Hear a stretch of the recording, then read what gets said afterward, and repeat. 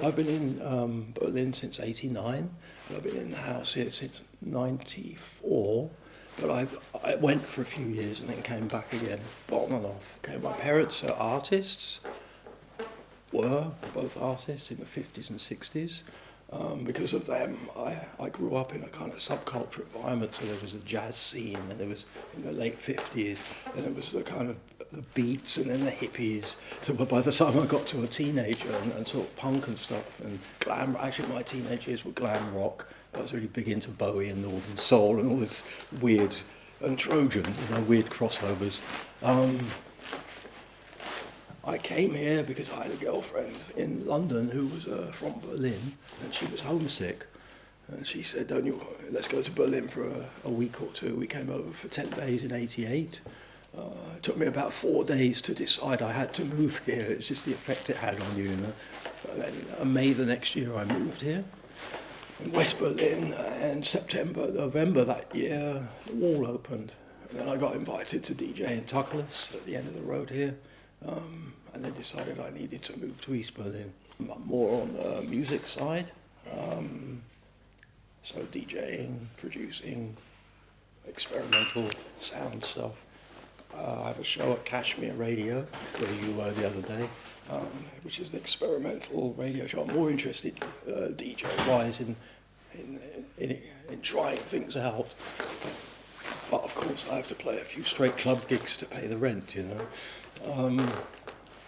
There's the house here is my access to the art scene, really. Like in the 90s here, I often got books because I was working with ambient music a lot.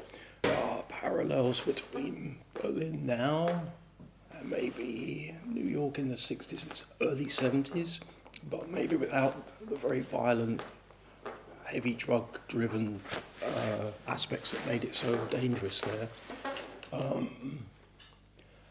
But I think Berlin's, it's managed to, what can I say? When the wall came down, it was a little bit like a kind of a settlement, It's an urban metropolis, but very with its own unique 20th century story. I think in the 21st century, the people who decide these things, I guess it's the people who live here, the people who fund it, they managed to reconnect Berlin to this kind of global network in a very contemporary way. And they seem to have managed to do it without sacrificing everything that made the art and music scene here so rich, which was very low-cost housing, very flexible, tolerant laws. It's shifting. My hope is that it's very multifaceted, very international. There's loads of British artists, actually DJs, who have moved here, but they always say when you book them, don't tell anyone I'm living in Berlin, otherwise they won't pay me my British fee. There's lots of them. I won't say who on this, but I'll tell you afterwards. Because if the German promoters think they're living up the road, then they're not going to pay them this whacking great travel expenses and I think it's a relativity thing. I think anybody who comes to Berlin today gets the same impression I got 30 years ago, and that's the same impressions people got 20 years before that, and that is this overriding tendency towards tolerance and respect, because I think there's a difference between Berlin now and Bristol or London, a huge difference. And it's kind of nearly the same difference as there was 30 years ago. And everybody's got their own theories. I kind of think that here they took this idea of no tolerance, no respect, as far as anybody can take it. So they're very, very, very aware.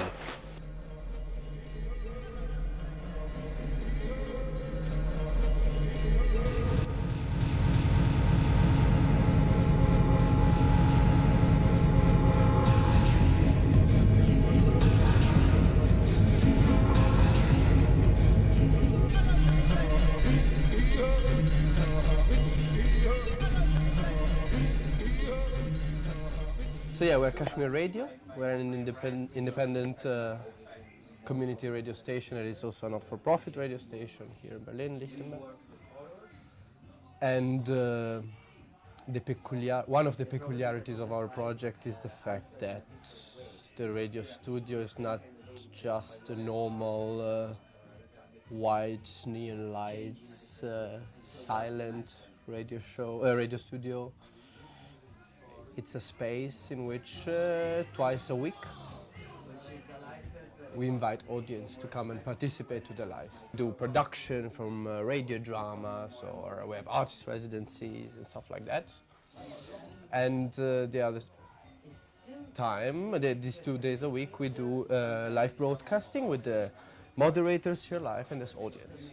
A big decision we took actually pretty soon was the idea of taking off our shoes when you come here. So everybody who comes actually behaves in a... I think that taking off the shoes in a certain way is seeing a place as private and seeing a place with more respect, and seeing a space. It's not the outside, it's not the jungle, it's not the street. It's a place of it's a bit more. It gives a bit of respect, I think, and that actually proved right, and people absolutely behave here in a way that we believe is quite different. Even if you're a DJ, or a famous DJ playing around, you don't play the music that you play as a DJ. The idea is that you develop and radio together with others in a way, in a gratuitous way, with a gratuity, and in also a bit of a more depersonalized way. What we do here is, even though promotion of your own career and of your own talents may have a good, they might be a good impact from the fact that you're part of the radio, of course. The focus of what we do, and we insist that all our members do this not in that logic, not in the classical logic of self-promotion that is actually and unfortunately dominant in the music and radio industry. The Berlin subject, in this sense. Berlin, is an interesting subject. First of all, yes, the amount. For sure. We have 100 members doing 70 shows in 7 languages, and we have more than 20 countries represented in the community. And this is, of course, something that Berlin offers. So Berlin is a city in which there is a lot of interesting and interested people, and I'm sure this wouldn't have happened in Genova, in Italy, where I come from. Yeah. Of course, Berlin is also a city that's strongly changing. And 10 years ago, the rent here would have been half, and this would have been much easier. And where the city is going now is a heavy gentrification that is bringing, that is basically shutting down. BCR, a community radio here in Berlin, that is closed after 6 years. It's the same problem that every other big city is facing. Still capitalism, by the way. And Berlin still has a lot of advantages. I think we believe we are fighting, and what we're doing is also wants to keep. It's like we like Berlin for the reasons we decided we moved here. I see a bit of problems sometimes with people coming to the city and not engaging with it a lot, not adapting to it a lot. I think there's somehow, I have a personal feeling, there's a bit of this, again, this standardization. It's like the same thing. You go in the center of the city, and everywhere you go, there's an H&M. It's the same a bit thing is getting also musically. There's Resident Advisor and there's Red Bull everywhere, and they do their things. And what happened last year for me, it was dramatic with Red Bull Music Festival, because they took 120 venues. What is incredible is that 120 venues or even more actually cooperated on between end of September, October, in the clubbing capital of Europe. I mean, your club would have been full anyhow, so why do you have to fucking cooperate with them, you know? It makes no sense.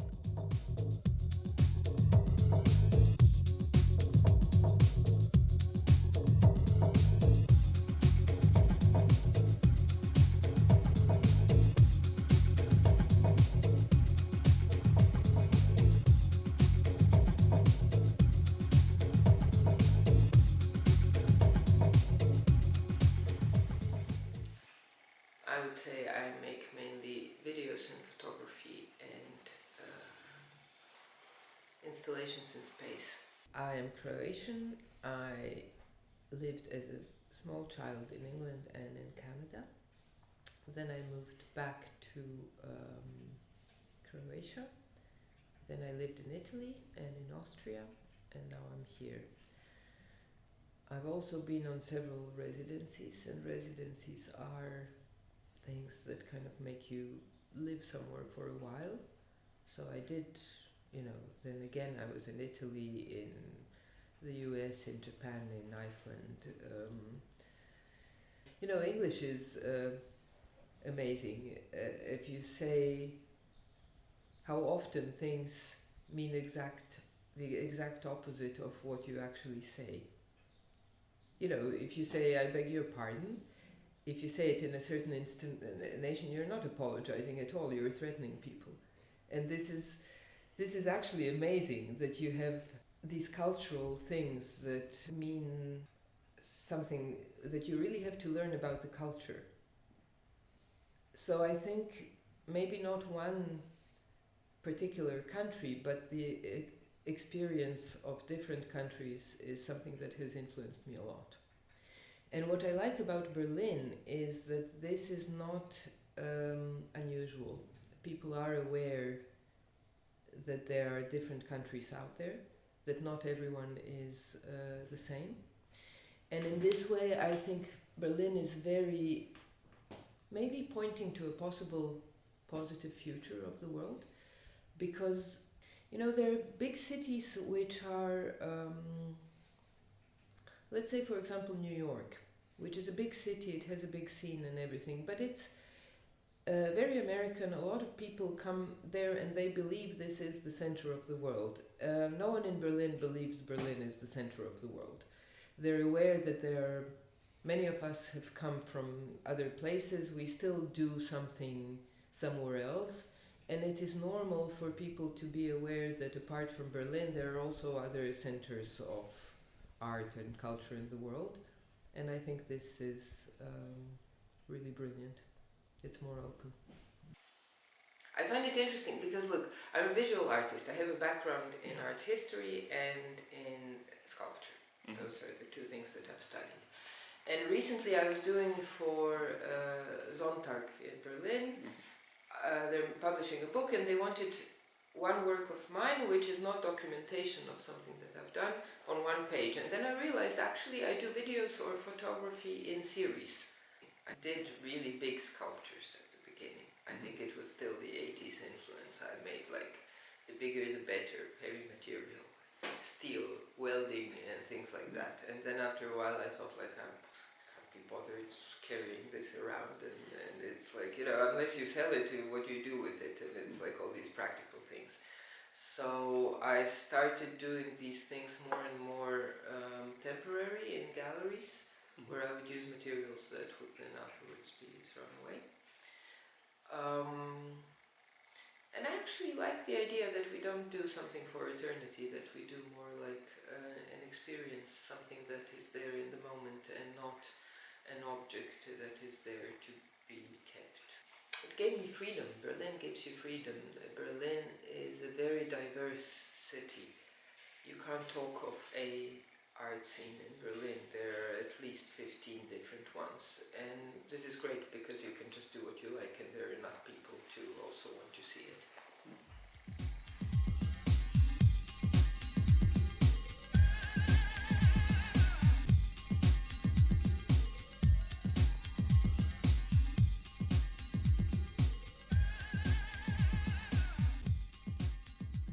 Plenty of just to get lost. I need to recycle it. My idea first, my motif, 88% recycle it. I find mostly shit. I get all these videos. I love it. In Berlin, is this still happening? But it's gonna be soon over. Because people, this gentrification, everything, people cleaning houses, they get rid of this dumb shit like all these cassettes, and everything goes to the street, books and everything. This is all old school. Now it's coming digital age, and this is Germany. I'm still here now, enjoying this and catching this up, like all taking it, like all get.